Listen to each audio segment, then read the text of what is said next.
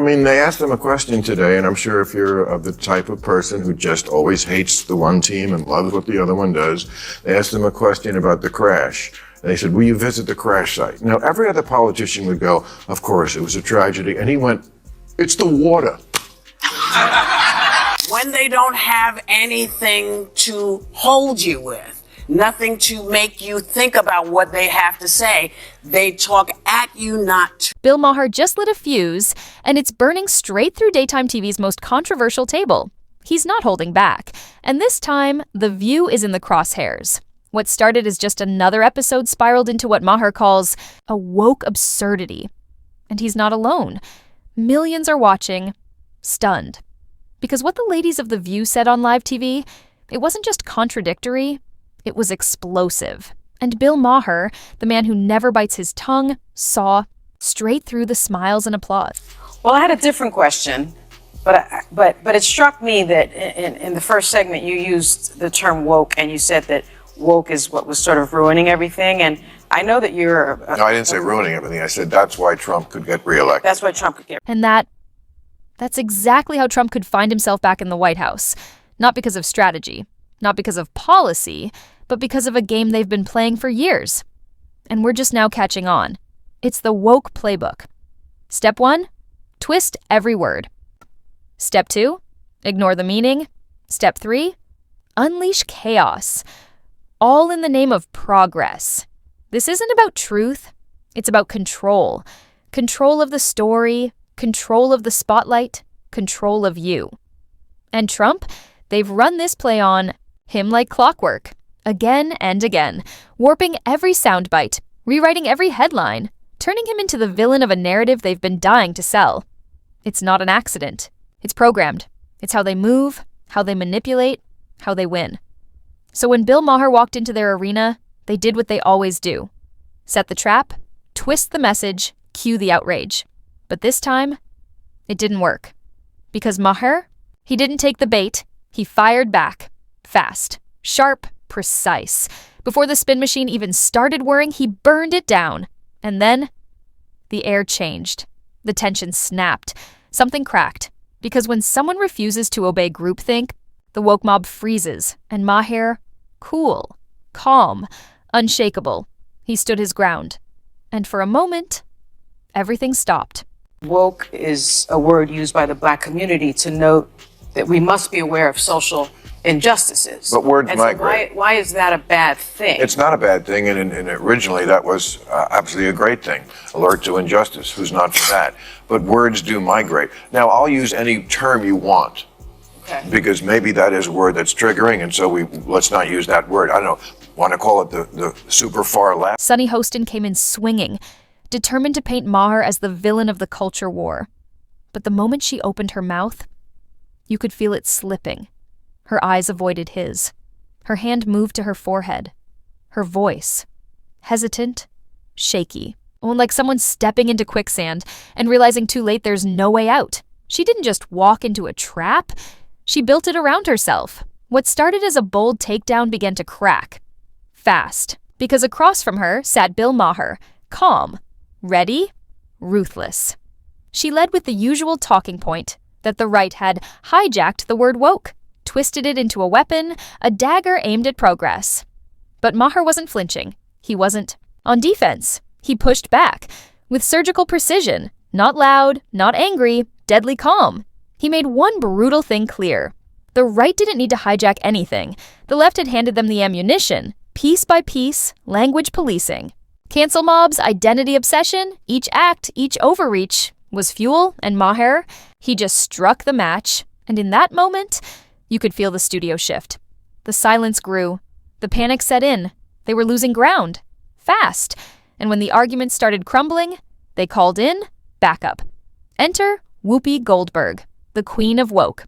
How dare you be so flippant, man? Listen, nobody on the planet really wants to go through this. This is not something we're doing because it's, sexually gratifying. This is what we're doing to protect our families. And you don't have to do it, but stay away from everybody. Because if you're the one who's not paying attention and you're coughing and sneezing, you don't want to...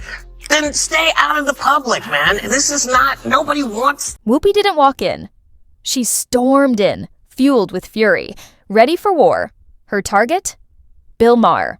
For one reason, he dared to question the untouchable throne of The View. With theatrical rage and fire in her voice, she unleashed a full frontal assault. Accusations flew. Disrespect, dismissiveness, the crime, choosing facts over feelings.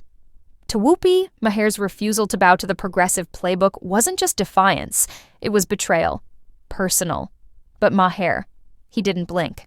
Didn't back down, didn't even budge, because this wasn't his first battle in the culture war. He's been through the fire and come out colder. While Whoopi painted him as tone-deaf, heartless, Maher stood planted in truth. Calm, focused, unshakable. He exposed what no one on that stage wanted to hear. That emotion, not truth, is now the currency. And it's tearing us apart, ripping communities, silencing reason. The room was thick. You could feel it, like the oxygen had been sucked out. But Maher didn't need volume. He didn't need theatrics. The truth was loud enough. And then, the twist no one saw coming.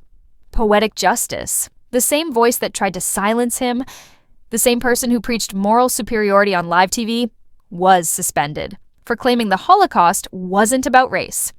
This morning, more fallout for Whoopi Goldberg. ABC News suspending Goldberg from The View for 2 weeks after she made controversial comments about Jewish people and the Holocaust on Monday's episode. The Holocaust isn't about race. It's not about race. What is it about? Because it's about man's inhumanity to man. Her words didn't just spark debate. They ignited a firestorm. Within hours, social media was ablaze. Newsrooms scrambled. The outrage was instant and ferocious. Daytime TV would never be the same again. The network, cornered and panicking, was forced to act. And fast. Whoopi Goldberg, suspended, 2 weeks, gone. Just like that. And to Bill Maher's supporters, it felt like justice served cold, because just days after her public ambush, the tables had turned hard. The timing, almost too perfect. But while the internet roared with vindication, Maher made a move no one saw coming. He didn't celebrate. He didn't gloat. Instead, he defended her. Yes, her Maher took the mic and did something shocking. He told the network to bring her back. He reminded the world of a principle most had forgotten. Free speech isn't just for when we nod along, it's for the moments that make us uncomfortable. Especially those. It was bold. It was risky. And it split the internet in half, because while The View had leaned into cancel culture, Maher leaned into conscience. In a world where takedowns happen at the speed of a tweet, he stood still and chose principle over payback. Saying that Whoopi Goldberg getting yanked from The View right after she attacked me on The View is karma. There's no such thing as karma, sorry. Sorry, but life is random. The only word to describe it when a big game hunter gets trampled by an elephant and then eaten by lions is hilarious. Behind that cool, unshaken exterior, Maher had to be quietly grinning. Because the irony, it was impossible to ignore.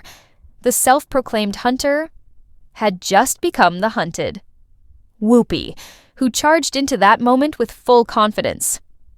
Thinking. She held every card, ended up setting off a firestorm that turned entirely on her. This wasn't just a stumble, it was a collapse, a complete self-destruction. She wasn't taken down by Maher.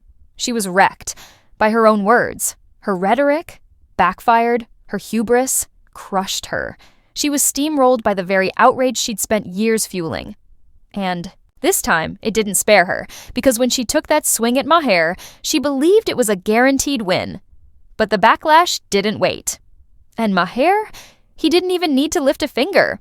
Her downfall, it was handcrafted by her. A silver-plated collapse wrapped in contradictions and smug superiority. And while Maher kept it all respectful in public, you just know there was a smirk backstage, because when you build your brand on outrage, when you target people for speaking uncomfortable truths, eventually that outrage comes home. And this time, it came back starving. And it came for her. They don't have anything to hold you with, nothing to make you think about what they have to say. They talk at you, not to. Whoopi fired back. Not with reflection, not with remorse, but with defiance. fiery and familiar. Because if there's one thing Whoopi Goldberg's known for, it's never backing down, even when the world is watching, you'd think. After, Bill Maher extended a rare public olive branch. After he stood up for her right to speak, after he refused to kick her when she was already falling, she might pause. But not Whoopi. She doubled down. Instead of recognizing Maher's grace, she treated it like weakness. And what did she do? She came in harder. Because if there's one skill she's mastered, it's biting the hand that dares to help. For Whoopi, gratitude isn't an short-lived, it's non-existent. She ignored his defense, dismissed it like it never even happened, and escalated the feud. She wasn't just throwing fuel on the fire, she was pouring gasoline with a grin. And in doing so, she sent a chilling message. Some media figures don't care about truth, or decency, or dialogue. They only serve one master. The narrative, and loyalty to that story, it trumps facts. It trumps reason. It trumps everything. Before we go, I want to say... No, we're not going anywhere yet. Okay, but I just want to say one thing, because we were talking in the break. Yeah. Joy is a wonderful human being, and she should not be afraid that people are going to attack her because she said the thing about the swastika on the cap. Well, she does not think that as you said to me in the break, No. you do not think that all the people who are for Trump are not. No, I don't. You I don't. I just want them to pay attention to words like vermin and poisoning the course. blood And and the also- Third Reich. That's Right. all. That's really what I'm again, asking. Bill Maher didn't just confront Joy Behar. He cracked the entire facade wide open with just a calm, steady voice. He told her plainly, stand your ground. Don't cave to the ever-present woke mob.